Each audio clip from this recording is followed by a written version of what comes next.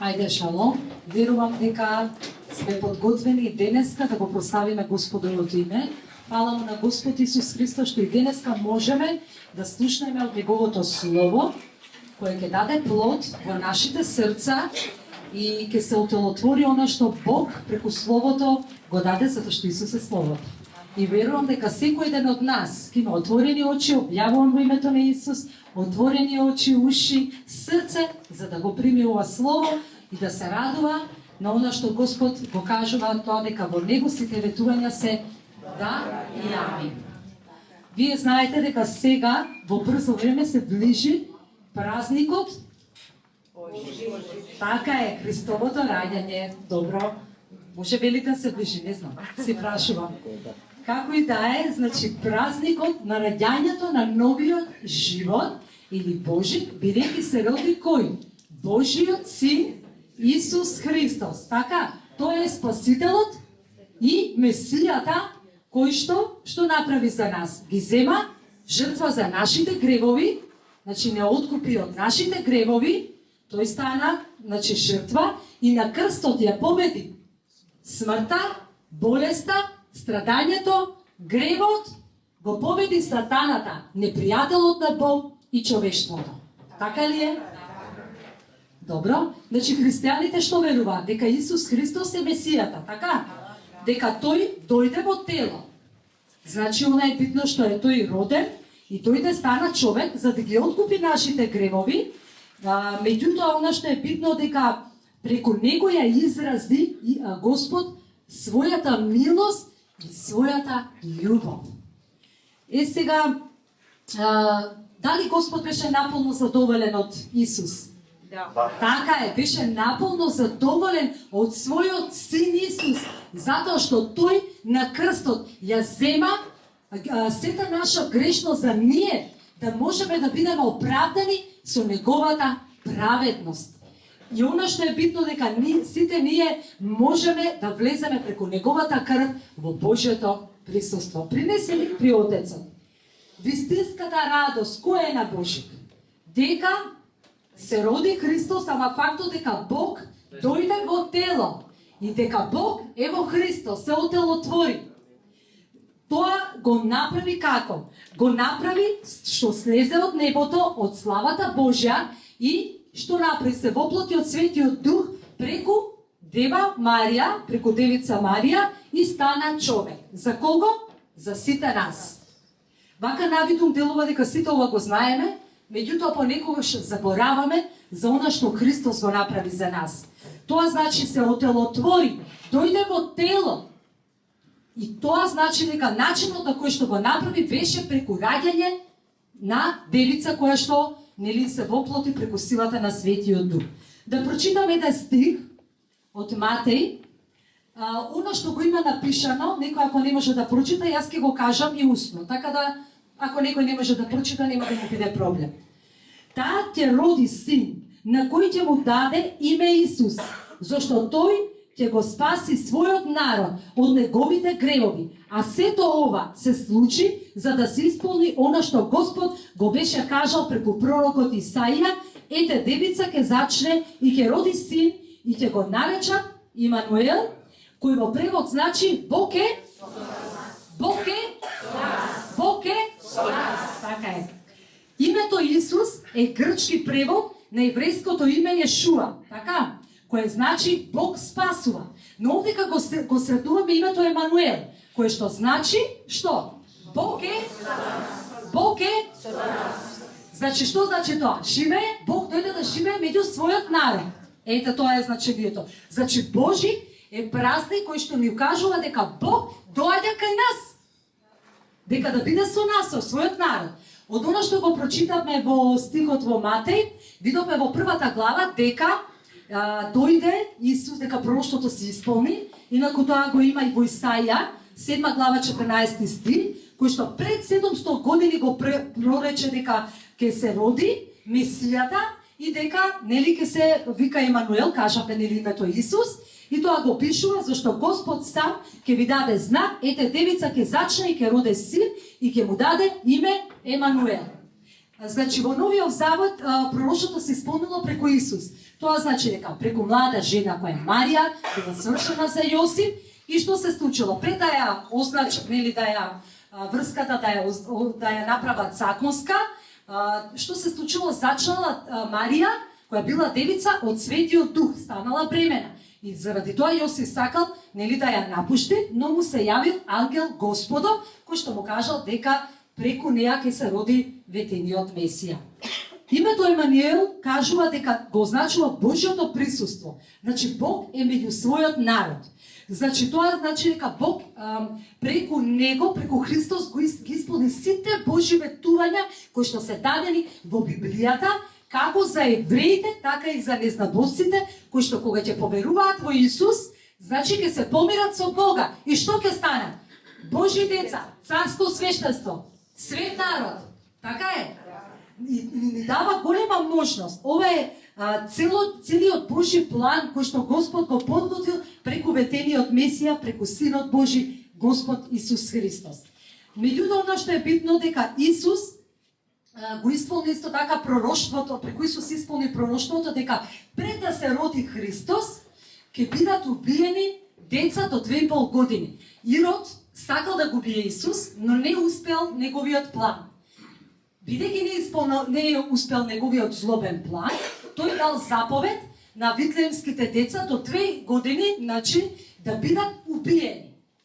Тоа го читаме во Еремија 31 глава 15 стих. Господ зборува вака: чуј, во Рама се слушна ридење и горчив плач. Рахела ги оплачува своите синови и не сака да се утеши за децата, зашто ни веќе ги нема. Ова се исполни во Матеј 2 глава 16 стих. Тогаш Ирод, кога виде дека мудреците го измамија, се разневи многу, па испрати да бидат погубени во Витлеем и во целата негова околина. Сите машки деца од 2 години и помали, според времето што го дозна точно од мудреците. Но што се случува? Зошто евреите има еден друг увид за тоа како треба да изгледа ветениот Месија. Они мислеа дека ќе дојде во политичка конотација, во економска стабилност. Они не мислеа дека ќе дојде испратен пратеник од Господ кој ќе го воспостави царството Божјо на земјата, така? Они мислеа дека е политичка фигура. И токму таа, значи, вест која што они не очекуваа дека ќе биде, дека ќе дојде Месијата Исус, е таа која што зборува за љубовта Божја. А која е таа радосна вест? Зашто Бог толку многу го возлюби светот, што го даде својот единороден син Божи, та секој што верува во него да не загине, туку да има вечен живот. Зашто Бог не го испрати својот син во светот за да му суди на светот, туку светот да се спаси преку него. Тоа е Евангелие по Јован, 3 глава 16 и 17 стих. И од овде што забележуваме? Кој е најголемиот подарок за Божик? Исус. Така е. Значи, што е најбитното за Божик? Каде треба да ни биде фокусот? Така е, најголемиот подарок е радосната вест која треба да ја шириме, а тоа дека Исус дојде за секој еден од нас. Да секој што верува во него нема да загине, туку ќе има вечен живот. Амин? Мислам дека за ова следува слава на Бога, затоа што тоа е нешто за кое што нашите срца се радуваат. И сега таа радосна вест треба да ја шириме. Меѓутоа, денеска во многу земји има различни датуми за славење на Божи и на други верски празници. Сега ние ќе зборуваме конкретно за Божи. Што значи тоа? Дека во христијанството има календари, јулијанскиот и грегоријанскиот календар. Меѓутоа, оно што е битно дека католиците, протестантите и дел од православните христијани го слават Божи на 25 декември. Додека православните христијани го слават на 7 јануари. И сега ќе се прашате зошто е тоа така. Заради тоа што ова дебата на старо календарски, ново календарски е веќе многу одамна, така да има разлика во деновите. И едниот календар не е целосно точен, и другиот календар не е целосно точен. И се прашувале, отвориле дебата, астрономите, математичарите, Каде е грешката? Дали е во христијанството и заклучиме дека тој астрономски проблем не е верски проблем. Знаете ли зошто? Заради тоа што и јулијанскиот календар и григоријанскиот пред и после тоа нема поврзано со Господ Исус Христос. Тој постои од самиот почеток. И кога ќе заврши тој календар и пред да почне, постоел. Што значи дека и едните христијани и другите христијани го стават 25 декември. Ама знаете која е во разликата? Во пресметување на деновите. Затоа што има разлика од 13 дена.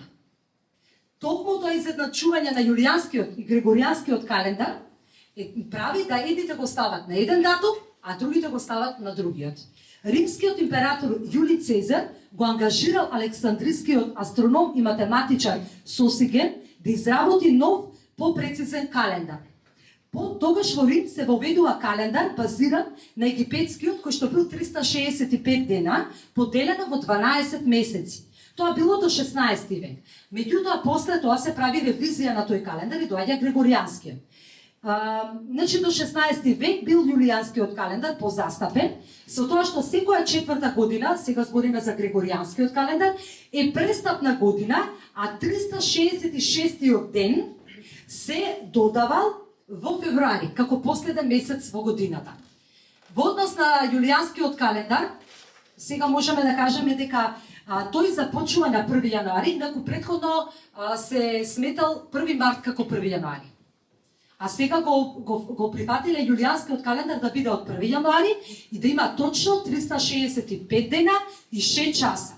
Папата Гргор 13 во 1582 година извршил ревизија на јулијанскиот календар и што направил?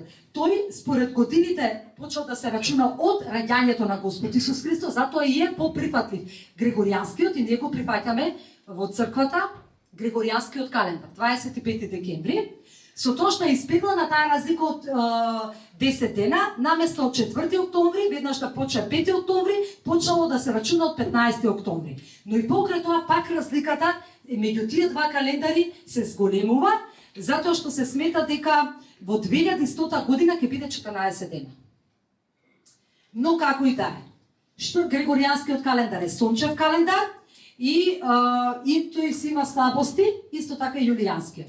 Во светот имаме различни календари, еден 25, еден 7 јануари. Но што ние треба да прифатиме? Кој е поста, календарот или Исус? Исус. Како треба да се смета? Нова година, па Исус раѓањето или обратно? Обратно. Исус па нова. Се разбира, прво е раѓањето на Господ Исус Христос, а потоа секој календар.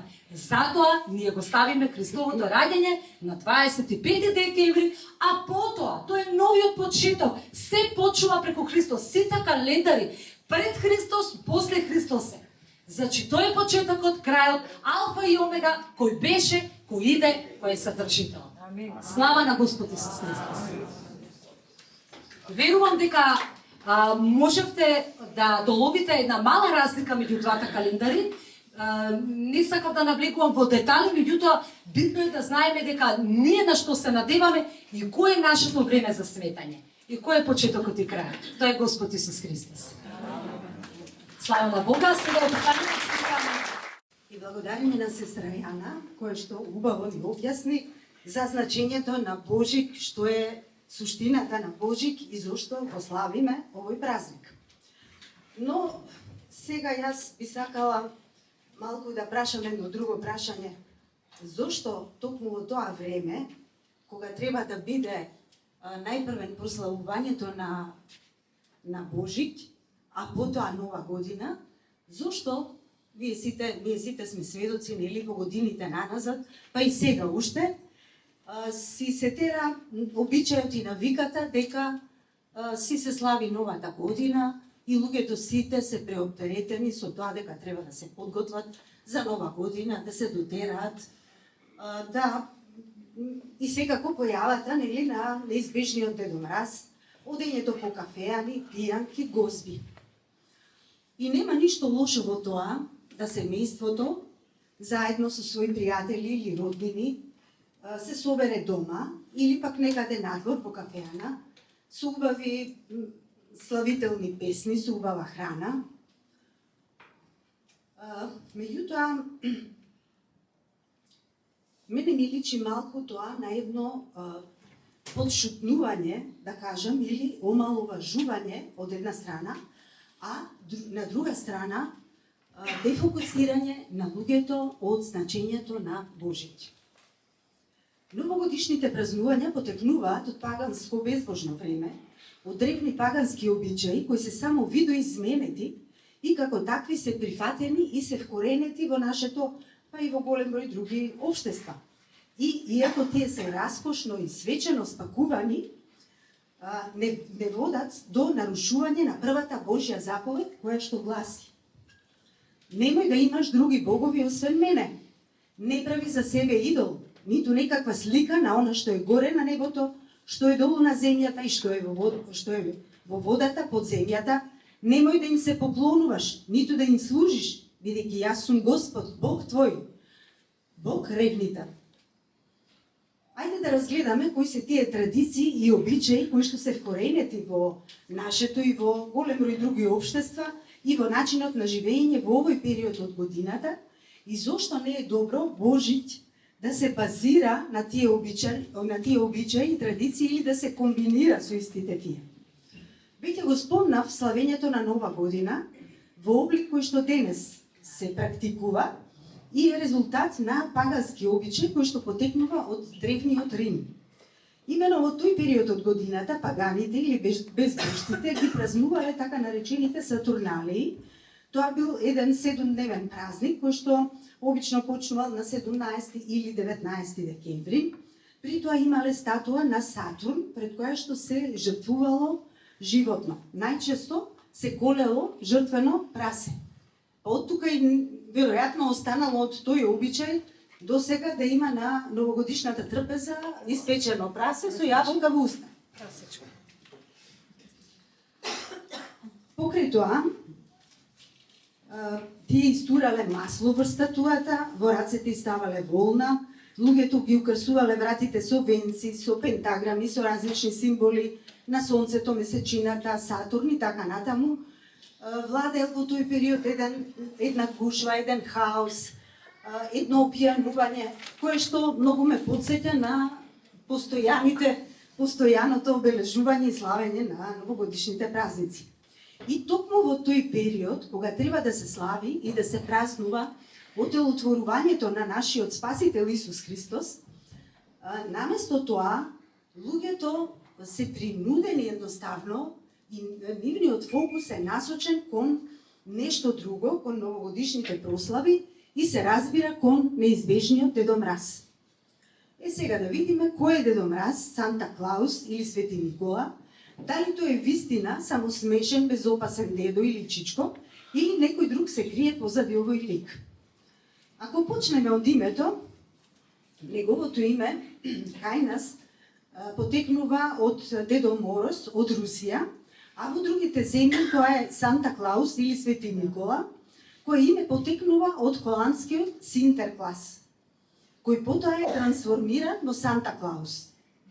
Сега, ако се направи еден анаграм со разместување на буквите, од Санта ќе се добие Сатан, а од Клаус се добива од англискиот збор кловс, значи нокт или канџа, па од тука излегува канџите на Сатаната, наместо Дедо Мраз. Неговиот изглед е секогаш како стар дедо со бела брада, со бела коса и светли очи. А за синот човечки во Откровение во првата глава пишува: неговата глава и косата беа бели како бела волна, како снег, и неговите очи како огнен пламен. Исто така Дедо Мраз носи секогаш црвена како крв облека. Постојано е тоа, нема друга облека. Се вози со санка со бел конј.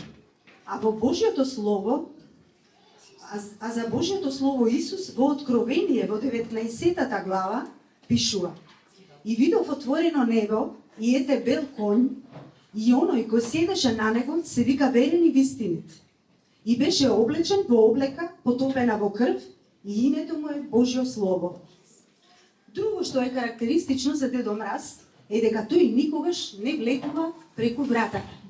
Значи тој секогаш бара некое скришно место, а тоа е обично преку оџакот влегува, Зошто? Затоа што ете така носи подароци за децата и треба да влезе скришно. Никој да не го види. Но во Евангелие по Јован во 10 глава пишува: Вистина, вистина ви велам, кој не влегува низ вратата во дрвото, а прескокнува од друга страна, тој е крадец и разбойник. А крадецот доаѓа само за да украде, да убие и да уништи. Исто така него го пратат секогаш и џуџињата, а во речникот Вебстер за џуџињата е напишано дека под поимот џуџиња стои дека тоа е дух кој што талка, што значи дека тоа се злите духови. Друго карактеристично е дека тој сака да живее на север и доаѓа, се представува дека доаѓа од далекиот север. А кој е тој кој што сака да живее на север во висините и да биде еднаков со Севишниот? Во Исаја 14 глава пишува: Ке се искачам на небесата, над Божиите звезди ке се издигнам престол за себе. На собирната гора ке престолувам, на краен север. Ке се искачам во облачните висини, ке бидам еднаков со Севишниот. Исто така, Дедо Мраз е секогаш постојано во медиумите. Во овој дел на годината, веќе можам да кажам од 1 декември па еве и од крајот на ноември, постојано се зборува за него, сликите негови се постојано во медиумите и секогаш во најубавите реклами. Меѓу другото и рекламата за Кока-кола. Тој е секогаш исто така обкружен со деца, бидејќи им дарува подароци. Меѓутоа во Марко 10 глава Исус Христос вели: Оставете ги дечињата да дојдат при мене, не им бранете, зашто на таквите им припаѓа Божјото царство. Од тука гледаме дека некој друг се крие позади и сака да го копира Господ Исус Христос. А Библијата јасно ни кажува дека тоа е сатаната или Луцифер, кој е татко на лагата и кој што сака од навидум добро, пријатно и невино да направи нешто, да излезе да биде смртоносно. Зошто? Затоа што во Коринтијаните 11 глава е напишано дека и самиот сатана се претвара во ангел на светлината и дека е лажец и татко на лагата. И сега, драги мои, кој е Дедо Мраз? Дали тоа е нешто честно, наивно и добро, или е тоа најголемиот лажливец кој сака да ги заведе децата? А морам да признам дека голем дел од возрастните, родителите, бабите, дедовците, му помагаат до тоа, со тоа што го поддржуваат, со тоа што ги упатуваат децата да веруваат во него, да се надеваат на него и на тој начин ги лажат своите деца и внуци. Дедо Мраз е вклучен во животот на децата уште од најмала возраст, во периодот кога тие се формираат како личности, а родителите или бабите и дедовците ги учат да се надеваат на него, да бидат послушни, затоа што Дедо Мраз знае кои се послушните деца и носи само на нив подароци. И на тој начин децата стануваат најголеми обожаватели или евангелисти на сатаната. И затоа сакам да ве прашам, може би тука има некој така што ги упатува своите деца и внуци? Ќе рече некој, па не знам. Или не знаев. Но затоа ова го зборуваме последниве години, постојано ги кажуваме овие работи, за да секој тоа го знае. Дека позади Дедо Мраз се крие лажливец, а не некој добар дедо или чичко. Да не ги лажеме нашите деца и внуци, нашите пријатели, роднини. Од оваа вечер па натаму тоа престанува, така? Бидејќи се сите овие докази не се малку кои што ни укажуваат дека тоа е лично сатаната сокриен под маската на Дедо Мраз. Друга измама или заблуда чија цел е повторно одвлекување на вниманието и фокусот од Исус Христос е поставувањето и китење на дрво, односно на тоа е обично елка која што се поставува во централниот дел од домот, во куќата, во најширокиот простор или пак во собата, во најубавиот дел, која што е дури до таванот, која што мора да биде многу голема, под неа се ставаат подароци, околу неа децата па и возрастните играат и го слават самото дрво.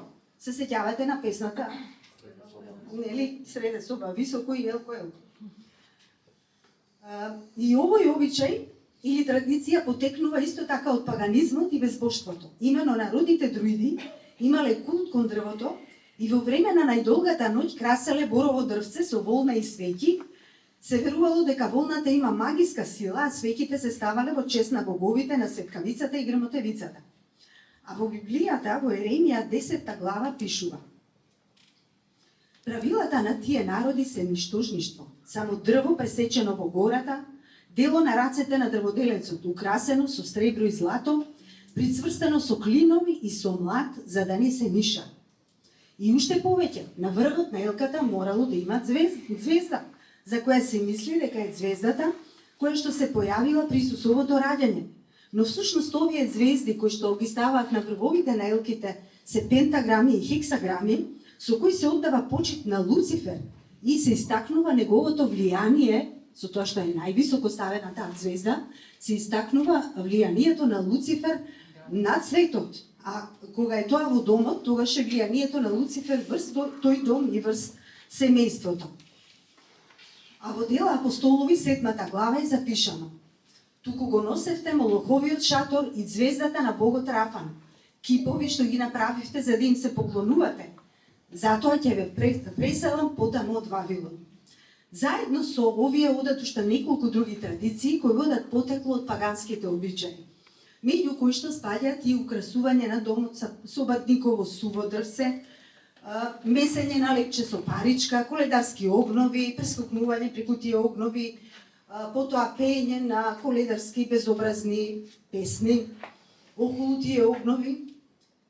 И уште еднаш нешто друго би ве прашала сега. Дали нашата среќа, късмет и радост и надеж треба да биде во Дедо Мраз, во елката, во бадниковото гранче, во лепчето со паричка? Затоа што во Библијата, во Еремија 17 глава, да слушнеме што вели Бог за оние кои што се надеваат на човек. Проклет да биде човек кој се надева на човек и слабото тело го смета за своја мишка и чие срце се одвратува од Господа. Од сето ова набројано можеме да заклучиме дека станува збор за уште една замка и измама на ѓаволот за да го одвои човекот од својот родител и создател, од Господ Исус Христос. Многу поубаво е Божит да го украсиме, за Божит да го украсиме својот дом, но не со елки и дедомразовци, туку со Божјото присуство и славење на Неговото име. А има толку други можности и начини на кои што тоа можеме да го направиме. Сестра Софија повеќе ќе ми каже за тоа, да го украсиме нашиот дом, трпезата, но при тоа да не заборавиме зошто го славиме Божит. Значи фокусот секогаш да ни биде зошто го празнуваме Божит. Затоа што основната, суштинска и водечка карактеристика на христијанското прославување на Божит е оделотворувањето на Исус Христос, кој е единствената вистина, живот и пат, и кој дојде на овој свет и во понизност и послушност кон Бога го изврши Божиот план. И заради тоа нашата вера, љубов, надеж и радост треба да е секогаш само во Бога. На тоа да ги научиме нашите деца, нашите внуци, нашите пријатели, роднини, блиски. Затоа што во Еремија 17 глава пишано е: благословен да биде човек кој се надева во Господа и кому Господ му е надеж. Сличен е на дрво, засадено покрај вода, што ги пушта корењата кон потокот. Не треба да се плаши од ништо кога ќе дојде жегата. На него зеленилото останува секогаш, а во сушна година не се грижи, не престанува да донесува плод. Значи, кога се надеваме на Бога, ние сме плодно дрво, а не сме суво и неплодно гранче. Исто така, во Псалм 37, 4 стих вели: сета твоја радост нека биде во Господа, тој ќе ги исполни желбите на твоето срце. А Бог преку Словото ни порачува: јас, Господ ми е име, не му ја давам мојата слава на друг, ниту својата чест на киповите. А во Откровение 4 глава напишано ни е, меѓу другите поуки и насоки, како да го славиме Господовото име. Достоен си, Господи и Боже наш, да ја примиш славата и честа и силата. Зошто ти си создал се и заради твојата волја суштествува се и е создадено. Затоа да престанеме да робуваме на измамата на ѓаволот и да го славиме името на нашиот Спасител, зашто нема друго име под ова небо преку кое можеме да се спасиме. И сета слава му припаѓа на Господ Исус Христос. Да се радуваме и на овој прекрасен празник Божи кој ни доаѓа, да му благодариме и да го славиме Господовото име. Добро вечер и од мене. Фала на Бога за можноста да зборуваме на оваа тема, да сме сите заедно собрани. Сега продолжуваме со темите околу Божик. Слушнавме многу убави излагања од нашите сестри Јана и Анита, многу убави излагања за пророштвата, за календарот, за традициите и обичаите, за погрешните навики во кои што многу мина и од нас бевме порано, но фала на Бога излегавме од сето тоа. А сега да се осврнеме на една прекрасна тема за тоа. Значи, слушнавме како не треба, сега како треба, како едно христијанско семејство, еден дом христијански, треба да се подготви за овој прекрасен празник. Има многу мина и ги знаеме овие работи, но не е лошо да се подсетиме, со тоа што има многу млади семејства, многу нови домакини, многу нови домови, растат дечињата, треба да се упатуваме во вистината и во вистинските принципи на живото и практично христијанство на кое што се учиме во оваа црква. Значи, Бог е наш татко, Емануел. Тој е со нас. Неговата милост и љубов ги покажа со тоа преку доаѓањето на Господ Исус Христос на земјата, преку кој што дојде и благодатта. Тоа е суштината на овој празник и затоа да се подготвиме достојно, христијански, да го прославиме и да го одбележиме. Како го одбележуваме Божи?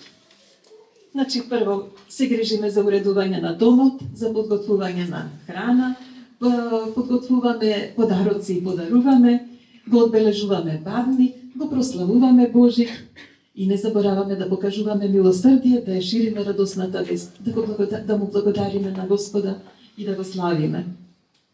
Околу уредувањето на домот.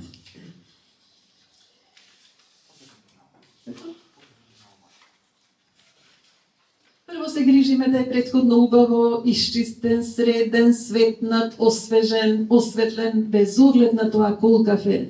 Без оглед и најмал дом и најскромен дом може да ја носи убавината на љубовта Божја на луѓето што таму престојуваат.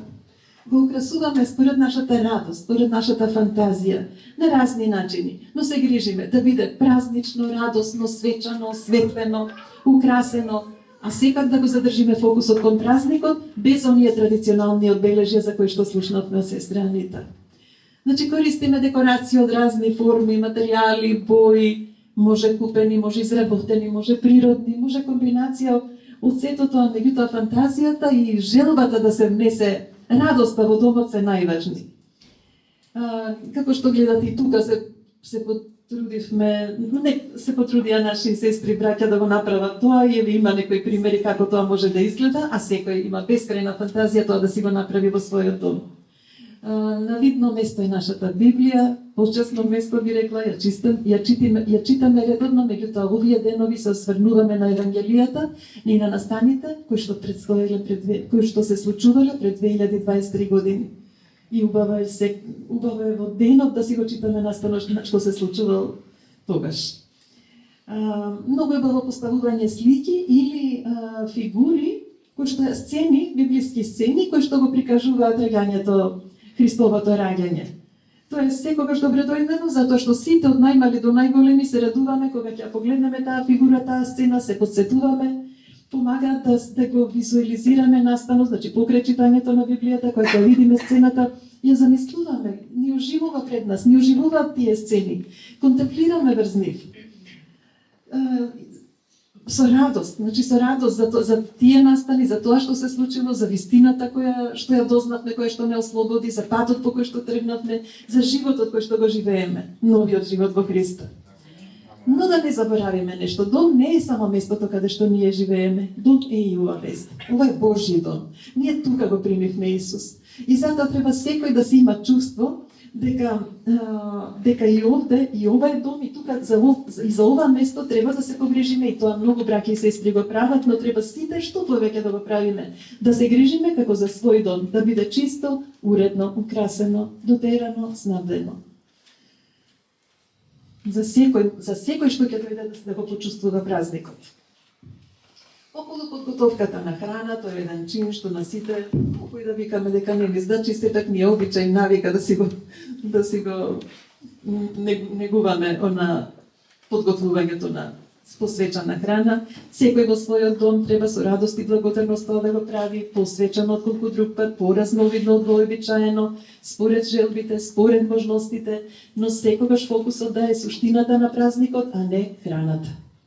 Видовите на храна воопшто не мора да се, по принципот секогаш како што знаеме, киплички, руска месо, сарми задолжително воопшто не мора. Баш може да е и со фантазија, нешто сосем друго.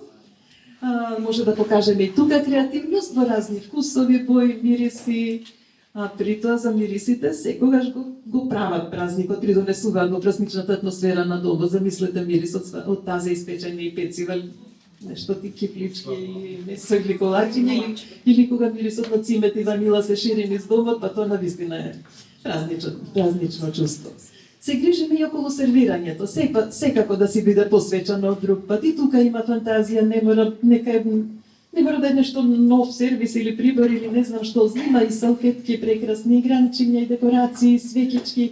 Се може да се направи да биде интересно, свечано и радосно.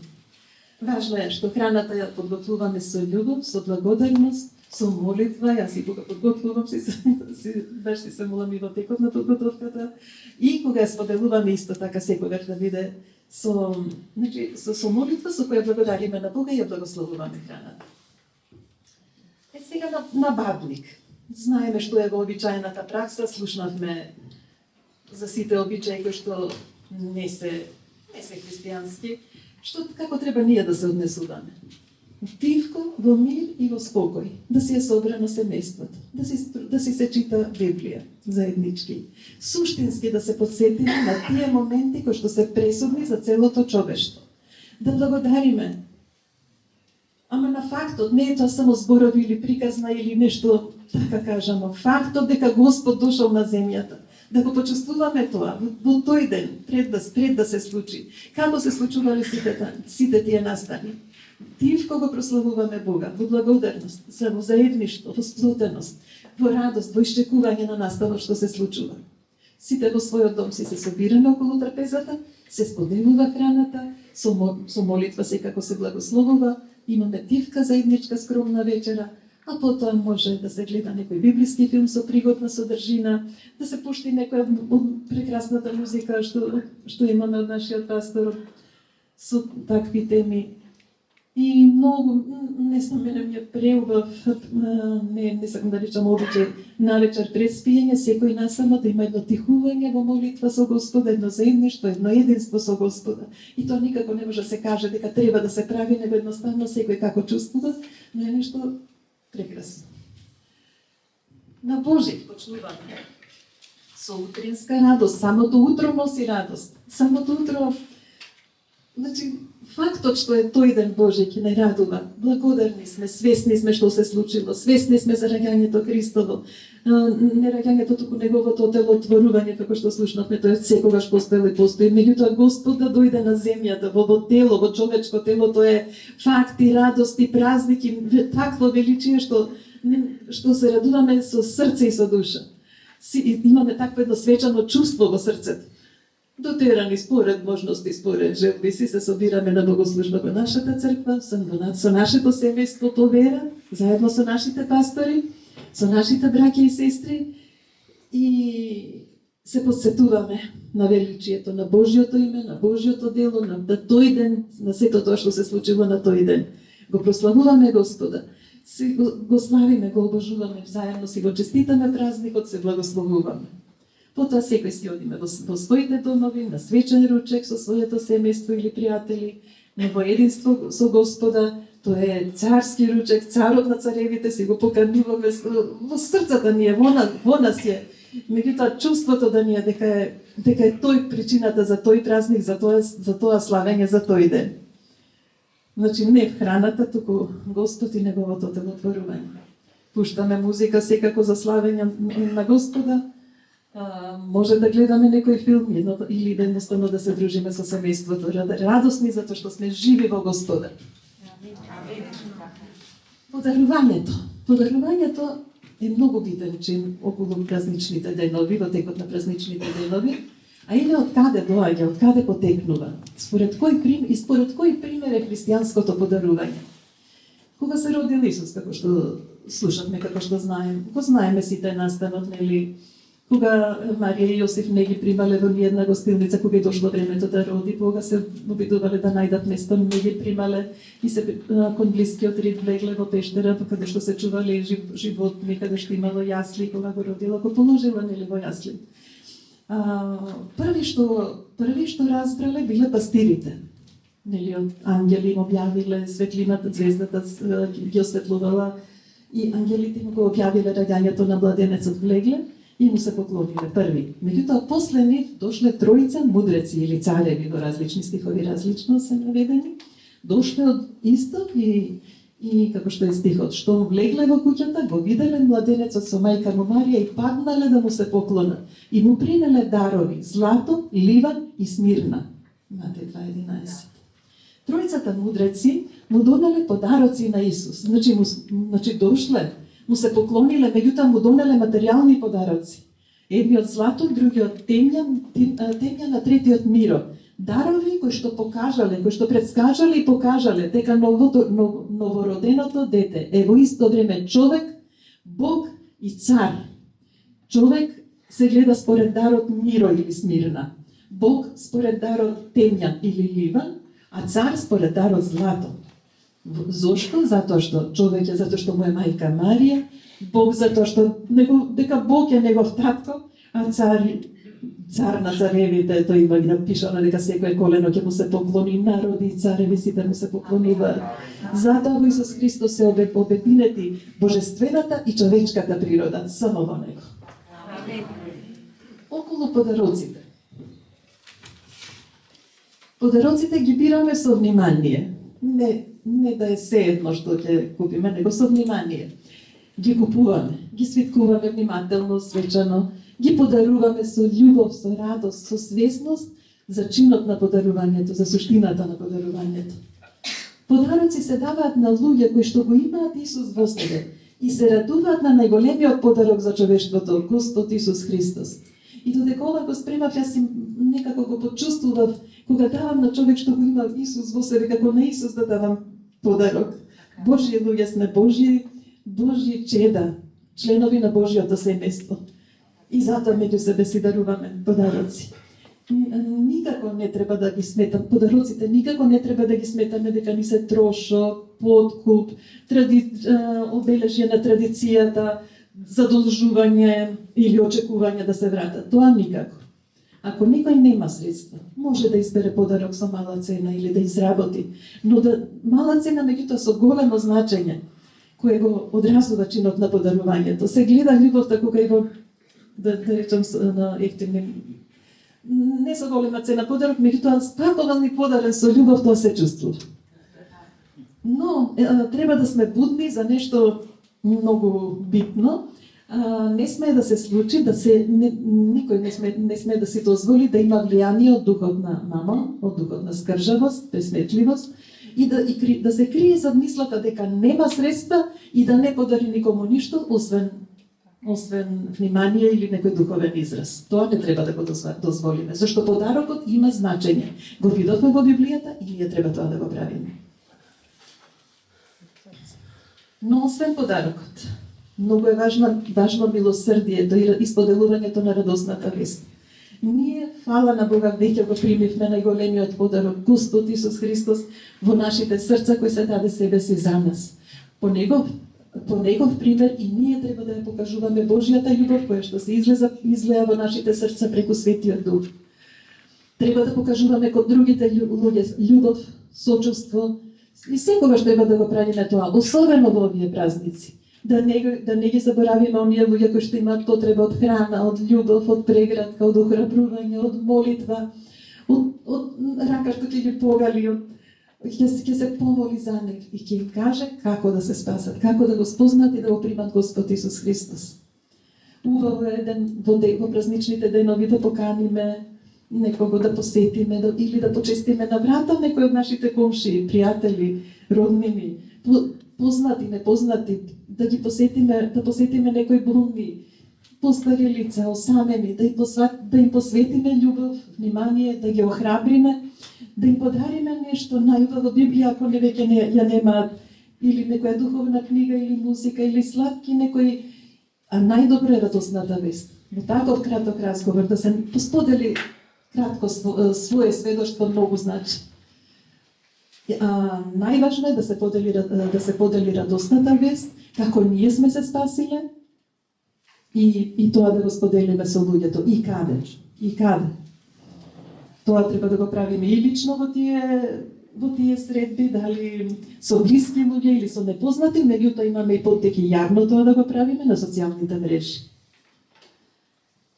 Тоа е околу подготовките, на крај благодариме на Бога. Ајде може и преку молитва да си го кажеме сето тоа, да се опуштиме, да си може и да се затвориме очи, да се препуштиме и да кажеме фала ти Господи Исусе Христе за Твојата бескрајна љубов и милост, што го даде својот единороден Син, што го примивме Господ Исус Христос, Царот на царевите, што примивме изобилие на Божја благодат. Фала ти Господе што ја примивме Божјата праведност која што не оправда. Фала ти Господе што не помири со Бога, не направи Божји деца. Ни овозможи Господе да го искусиме Јахве поблиску од секогаш. И ни овозможи тој да стане наш татко. Тој е наш идентитет. Тој е нашиот дар кој што го живееме. Ние постоиме во него заради него. Заради него дишеме. Секој здив ни е од него. Заради него сме спасени, исцелени, благословени, прибрани во нашата црква. Ти благодариме, Господе, што сме сведоци за Твоите чуда и Ти благодариме, Господе, што Твоите ветувања за добро, за мир, иднина и надеж стануваат реалност во нашите животи. Ти благодариме, Господе, за нашите пастори, за нивното ревностно служење на Господа, за соборство Светиот Дух, за послушноста на Бога и за тоа што се грижа за нашиот духовен раст, со посветеност, со љубов, со грижа. Ти благодариме, Господе, за сето духовно богатство и раскош што безрезервно го споделуваат со нас, од богослужба на богослужба, од средба на средба, што примаме благодат врз благодат. Ти благодариме, Господе, за мисијата живо христијанство што се шири насекаде, што имаме можност да сме дел од незе. И ти благодариме, Господе, што нови души се спасуваат и доаѓаат и се расте нашата црква. Фала ти, Господе, за мирот и спокојот. Ти благодариме за оваа вечер што сме собрани сите заедно во Твое име.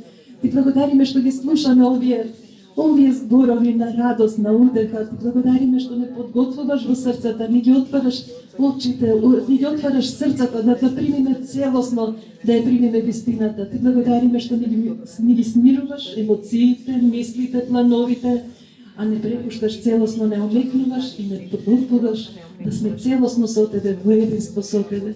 Фала Ти и слава Ти, Господе Исусе Христе. И тоа е се што имавме ние вечерна. Со заклучок, Емануел,